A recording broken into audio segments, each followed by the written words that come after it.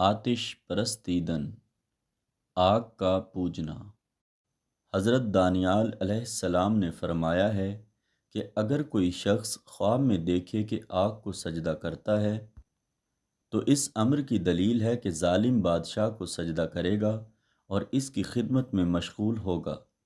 اور اس کو راضی نہ کر سکے گا، اور اگر دیکھے کہ تنور یا آگ یا چراغ کو سجدہ کرتا ہے تو دلیل ہے کہ عورتوں کی خدمت میں مشغول ہوگا، اور اگر دیکھے کہ آگ کو پوجتا اور بوسہ دیتا ہے تو دلیل ہے کہ بادشاہ کا مخبر ہوگا۔ اگر دیکھے کہ آگ میں خوار ہو رہا ہے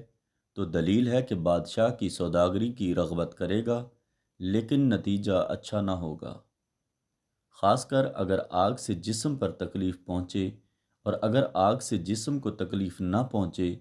تو دلیل ہے کہ سلامتی اور جمعیت خاطر بادشاہ وقت سے دیکھے گا،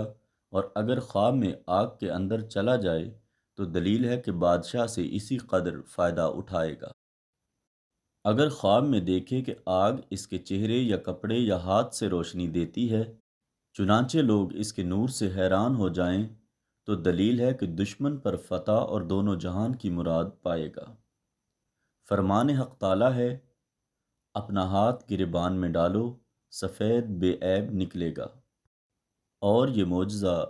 حضرت موسیٰ علیہ السلام کا فرعون کے مقابلے میں تھا۔ حضرت اسماعیل اشیخ رحمۃ اللہ علیہ نے فرمایا ہے